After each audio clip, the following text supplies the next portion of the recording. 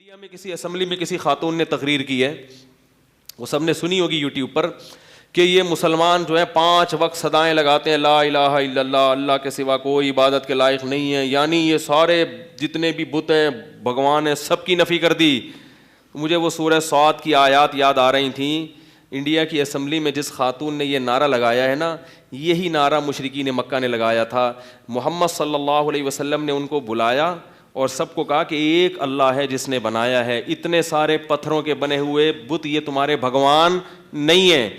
تو اس پر مشرکین نے کیا کہا, اجعل الآلہۃ الہا واحدا, کیا اتنے سارے خدا سب غلط صرف ایک صحیح, ان ھذا لشیء یراد, اس میں محمد صلی اللہ علیہ وسلم کا ذاتی مفاد ہے, ورنہ اتنی غلط بات محمد جیسا آدمی صلی اللہ علیہ وسلم اتنی غلط بات نہیں کر سکتے. اس میں کوئی پیسے کھائے معاذ اللہ انہوں نے کہیں سے, کوئی مسئلہ ہے ان کا, یا اپنی کوئی نئی ریاست بنانا چاہتے ہیں. وانطلق الملأ منهم ان امشوا, اور نکل پڑے, چل پڑے, اٹھ پڑے. یہاں بھی قرآن یہ نہیں کہہ رہا کہ چلے گئے, نہ وانطلقا, نکل پڑے, اٹھ پڑے. یہ کہتے جیسے کپڑے جھاڑتے ہوئے نہیں اٹھتے کہ بھئی محمد نے جو ہمیں بلایا ہے صلی اللہ علیہ وسلم, یہ کوئی بات ہے. وانطلق الملأ منهم, اور جتنے سردار تھے قوم کے اٹھے, کپڑے جھاڑتے ہوئے جانے لگے اور کہنے لگے ان امشوا, چلو جی نکلو یہاں سے. امشوا چلو, جیسے سعودیہ میں کہتے ہیں نا چلو کوئی شلو, عربوں سے 6 کا لفظ نکلتا نہیں ہے تو شلو بولتے ہیں. وہ پاکستانی ہر جگہ خون پیتا ہے نا ان کا, جا کے یہ گھڑی کتنے کی ہے, وہ کہتے ہیں اتنے کی لوں گا, وہ کہتے ہیں شلو. تو وہ چلو کے بجائے کیا کہتے ہیں, شلو. شلو سنا ہوگا آپ نے, کیونکہ ہمیں عادت ہو گئی, یہاں پہ ہمیں پتہ ہے 6 گنا زیادہ قیمت بتائے گا تو وہیں سے کم کرنا. تو وہ پیٹ بھرے ہوئے ماشاء اللہ, ان کو اللہ نے وسائل بہت دیے ہیں, وہ کہتے ہیں اتنے کی لینی ہے لو ورنہ شلو. تو وانطلق الملأ منهم, جو سردار تھے وہ کہنے لگے شلو یہاں سے نکلو. واصبروا علی آلہتکم, اپنے معبودوں کو مضبوطی سے تھام لو, مضبوطی سے تھام لو. ان ھذا لشیء عجاب, کبھی کہتے تو بڑی عجیب عجیب باتیں کر رہے ہیں, حالانکہ آپ عجیب باتیں کر رہے ہو کہ خود کسی کو بنا رہے ہو اور اسی کے سامنے اپنی مرادیں پوری کر رہے ہو, اس سے بڑی عجیب بات کیا ہوگی.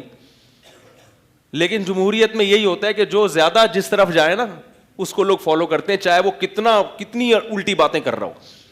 تو وہ جب ہندو عورت تقریر کر رہی تھی نا اسمبلی میں, سنا ہوگا سب نے کہ موسلے یہ کہتے ہیں کہ ایک خدا ہے, تو مجھے اس کی تقریر سے ایمان اور تازہ ہو رہا تھا کہ موسلے کتنے اچھے ہیں.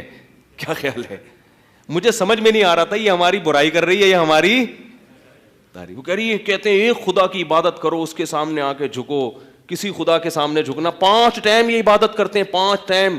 تو اچھی بات ہے یار, ایک اللہ کی کتنی دفعہ 10 ٹائم ہوتی تو اور اچھا ہوتا. کوئی چرچ تو نہیں پی رہے نا 5 ٹائم. بھائی برائی تو یہ ہوتی مسلمان معاذ اللہ 5 ٹائم گٹکا کھاتے ہیں, ہے بھائی مسلمان 5 ٹائم چائے پیتے ہیں, تو یہ بھی کسی حد تک برا تھا یار, پینی ہے 2 کپ پی لو 5 ٹائم. 5 ٹائم یہ کیا پڑھتے ہیں, نماز پڑھتے ہیں. یہ سمجھ میں نہیں آ رہا تھا یہ برائی کر رہی ہے یہ کیا کر رہی ہے. یہ تو آپ ہمارے دین کو اور انڈیا کی اسمبلی میں ماشاءاللہ تبلیغ کر رہی ہو. میرا دل چاہتا ہے اس خاتون کو ہدیہ دوں, بولے ایک اسی قسم کی ایک اور تقریر رمضان کے بارے میں بھی ہو جائے. کیا خیال ہے, پھر زکوٰۃ کے بارے میں بھی ہو جائے کہ یہ اپنے مال میں سے 2.5% نکال دیتے ہیں غریبوں کے لیے. ہائے ہائے, ہر سال یکم رمضان کو کروڑوں اربوں روپے غریبوں کے لیے ان کی جیبوں سے نکلتا ہے, مالداروں کی جیبوں سے. یہ کیسا مذہب ہے جو دہشت گردی سکھا رہا ہے. یعنی اس نے تقریر میں مسلمانوں کو دہشت گرد قرار دیا ہے, مگر دلیل جتنی دی ہیں وہ دہشت گردی کی, اس میں کہیں سے بھی کچھ بنتا بن ہی نہیں رہا نا. نماز پڑھ رہے ہیں, کہہ رہے ہیں ایک عبادت ہے, تو کچھ عجیب سی اس بات ہے. تو میں نے کہا دیکھو اللہ تعالیٰ تبلیغ والوں کو انڈیا کی اسمبلی میں نہیں پہنچ پائے, تو اللہ نے وہیں بت خانے میں, صنم خانے میں اللہ نے توحید کے علمبردار پیدا کر دیے.